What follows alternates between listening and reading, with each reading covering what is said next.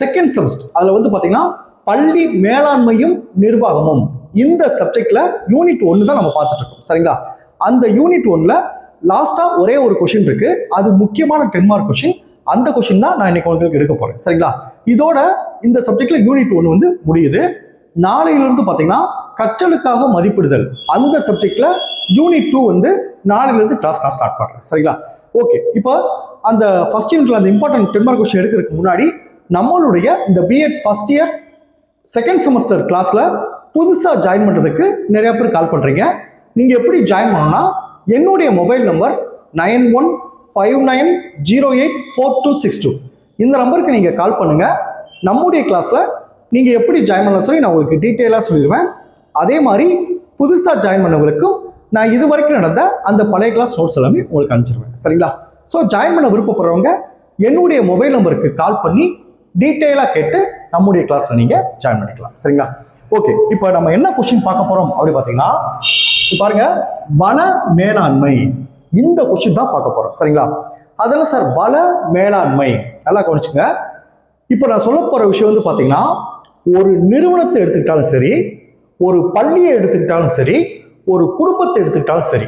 சரிங்களா? இந்த வள மேலாண்மையில ஒரு 3 வகைகள் இருக்கு. இந்த 3 வகைகளும் ஒரு நிறுவனமா இருந்தாலும் சரி, ஒரு பள்ளியா இருந்தாலும் சரி, ஒரு குடும்பமா இருந்தாலும் சரி, இந்த 3 வளங்களும் சரியா இருந்தா தான் அது சிறப்பாக செயல்பட முடியும். சரிங்களா?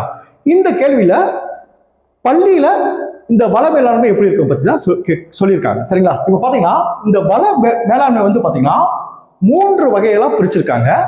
ஒன்று வந்து மனித வள மேலாண்மை, 2 பொருள்சார் வள மேலாண்மை, 3 நிதி வள மேலாண்மை.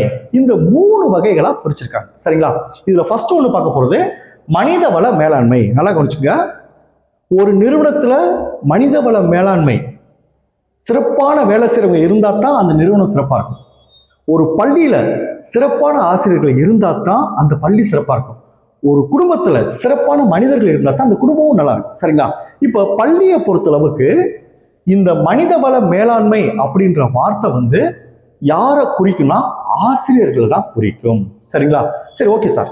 அந்த பள்ளியில ஆசிரியர்கள் எந்த மாதிரி தேர்ந்தெடுக்கணும் ஆசிரியர்களை அப்படின்னு பாத்தீங்கன்னா நல்லா கவனிச்சுங்க. கல்வி தேர்ச்சி பெற்றவர்களா இருக்கணும். கல்வியில சிறப்பான முறையில தேர்ச்சி பெற்றவர்களா இருக்கணும். அடுத்து பாருங்க, தொழில்சார் பயிற்சி. அந்த நம்ம பிஎட் முடிச்சுட்டு அந்த ஸ்கூல் ட்ரைனிங்கா போகல, அந்த மாதிரி அவங்க அந்த பணிக்கான தொழில் பயிற்சி அவங்க எடுத்திருக்கணும். சரிங்களா? 2வது விஷயம். அடுத்து பாருங்க, பணி நாட்டம். முக்கியமான ஒரு விஷயம். இந்த ஆசிரியர் தொழில அவங்க விரும்பி கிளாஸ்க்கு வராங்களா, விரும்பி அதை செய்யறாங்களா, அதுதான் முக்கியம். ஏன்னா எந்த ஒரு காரியமும் விருப்பம் இல்லாம செஞ்சா சரி வராது. ஸோ அவங்களுடைய என்ன பணி நாட்டம் வந்து ரொம்ப முக்கியம். அடுத்து திறமைகள். இது அடுத்தது. ஒரு ஆசிரியர் கிளாஸ் எடுக்கணும் சரி, அந்த பள்ளி துணை செயல்களும் சரி, ஒரு ஆசிரியர் வந்து சிறப்பாக செயல்படணும், அவங்க திறமையா இருக்கணும். இப்படி ஆசிரியர்கள் சரியா அமைஞ்சிட்டாங்கன்னா அந்த பள்ளி சிறப்பா இருக்கும். இதுதான் ஒரு பள்ளியில மிகப்பெரிய தாக்கத்தை ஏற்படுத்தும். சரிங்களா? நல்லா புரிஞ்சுட்டீங்களா? ஸோ ஒரு ஆசிரியர் வந்து சிறந்த முறையில கல்வி தேர்ச்சி பெற்றவர்களா இருக்கணும். அதே நேரத்துல தொழில்சார் பயிற்சி பெற்றவர்களா இருக்கணும். அடுத்து அந்த பணியில நாட்டம் உள்ளவர்களா இருக்கணும். அடுத்து திறமையானவர்களாக இருக்கணும். சரி, ரைட் சார். ஒரு பள்ளி இதெல்லாம் ஆசிரியர்கிட்ட எதிர்பார்க்கணும். ஆசிரியருக்கு அந்த பள்ளி என்ன சார் செய்யணும் அப்படி பார்த்தீங்கன்னா நல்லா கவனிங்க, ஊதியம் சரியான முறையில் கொடுக்கணும். அவங்க பணிச்சூழலை வந்து இனிமையா வச்சுக்கணும். ரொம்ப ஸ்ட்ரெஸ்ஸா வச்சுட்டு அவங்கள வேலை அதிகமாக வாங்கி அந்த மாதிரி அவங்களுடைய பணி சூழ்நிலை வந்து எளிமையா இருக்கணும். அதாவது எப்படி சொல்றா, அதை உள் மனசுல இருந்து எடுக்கிற மாதிரி அவங்களுக்கான அந்த அந்த சுதந்திரத்தை அவங்களுக்கு கொடுக்கணும். சரிங்களா? ஸோ பணி சூழ்நிலை அவங்களுக்கு சிறப்பாக அமையணும். ஊதியம் சரியான முறையில் கொடுக்கணும். அதே மாதிரி அவங்களுக்கு பதவி உயர்வுக்கு வாய்ப்பு கொடுக்கணும். அந்த பணியிடை பயிற்சிக்கும் அவங்களை அனுப்பணும். அவங்களுக்கு திறமையானவர்களுக்கு ஊக்கமும் கொடுக்கணும். சரிங்களா? எப்படி ஒரு பள்ளி ஆசிரியர் சேர்க்கும் போது என்னென்னலாம் எதிர்பார்க்குறாங்களோ அதே மாதிரி அந்த ஆசிரியருக்கு வந்து சரியான முறையில் பணிச்சு சூழலை அமைச்சு கொடுக்கணும். சரியான முறையில் ஊதியம் கொடுக்கணும். சரியான முறையில் பதவி உயர்வு கொடுக்கணும். சிறப்பாக செயல்படுறவர்களுக்கு ஊக்கமளிக்கணும். சரிங்களா? இதெல்லாம் அது எதிர்பார்க்குறாங்க. சரிங்களா? இதுதான் பார்த்தீங்கன்னா மனித வளம். அப்போ இந்த 2ம் சிறப்பாக இருந்துச்சுன்னா அந்த பள்ளி சிறப்பாக செயல்படும். சரிங்களா? அடுத்து 2வது பாருங்க, பொருள்சார் வள மேலாண்மை. அதான் சார் பொருள்சார் வள மேலாண்மை. நான் சொல்லியிருக்கேன், ஒரு நிறுவனத்திற்கும் அந்த வேலை செய்யறதுக்கான பொருட்கள் இருக்கணும். ஒரு குடும்பத்திற்கும் தன் வேலை செய்யறதுக்கான அந்த பொருட்கள் இருக்கணும். சரிங்களா? ஒரு பள்ளிக்கும் தேவையான ஆய்வகங்கள், நூலகங்கள், எல்லா தேவையான பொருட்கள்லாம் இருக்கணும். சரிங்களா? இதை வந்து 2 விதமா பிரிச்சிருக்காங்க. ஒண்ணு பாருங்க, நுகர்பொருட்கள், நல்லா பாருங்க, நுகர்பொருட்கள், அடுத்து நீடித்து நிலைக்காத பொருட்கள். நுகர்பொருட்கள் சொல்லுவாங்க, இல்லைன்னா நீடித்து நிலைக்காத பொருட்கள். அது என்ன சார் நீடித்து நிலைக்காத பொருட்கள்? இப்போ பள்ளிக்கு தேவையான என்ன வாங்குவோம்? அந்த ரசாயனங்கள், ஆய்வகத்துக்கு தேவையான ரசாயனங்கள் வாங்குவோம். அடுத்து பாருங்க, எழுது பொருட்கள் வாங்குவோம். பள்ளிக்கு தேவையான எழுது பொருட்கள் வாங்குவோம். அடுத்து பாருங்க, மின்சார பல்புகள், பள்ளிக்கு தேவையான அந்த எலக்ட்ரிக் பொருள்லாம் வாங்குவோம். சரிங்களா? அடுத்து ரப்பர் குழாய்கள், அந்த தேவையான நீர்வசதி செய்யறதுக்கான அந்த குழாய்கள்லாம் வாங்குவோம். சரிங்களா? இதெல்லாம் வந்து பாத்தீங்கன்னா ஒரு குறிப்பு, ஒரு இப்போ எழுது பொருட்களை முடிஞ்சா திரும்ப வாங்கணும். அதுதான் இது என்ன சொன்னா நீடித்து நிலைக்காத பொருட்கள். ஆனா இது பள்ளிக்கு தேவை, ஆனா நீடித்து நிலைக்காத பொருட்கள் திரும்ப திரும்ப வாங்கணும். சரிங்களா? ஒரு பள்ளியில அலுவலக சம்பந்தமா பொருட்கள் என்னென்ன இருக்குன்னு ஒரு ரெக்கார்டை மெயின்டைன் பண்ணணும். சரிங்களா? ஒவ்வொரு அந்த தீர்ந்து போய் புதுசாக எழுது பொருள் வர்றப்ப அந்த ரெக்கார்ட்ல என்டர் பண்ணணும். சரிங்களா? அதுதான் பாருங்க, நுகர்பொருட்கள், நீடித்து நிலைக்காத பொருட்கள். இப்போ எழுது பொருட்கள்லாம் தீர்ந்தா திரும்ப வாங்கணும்.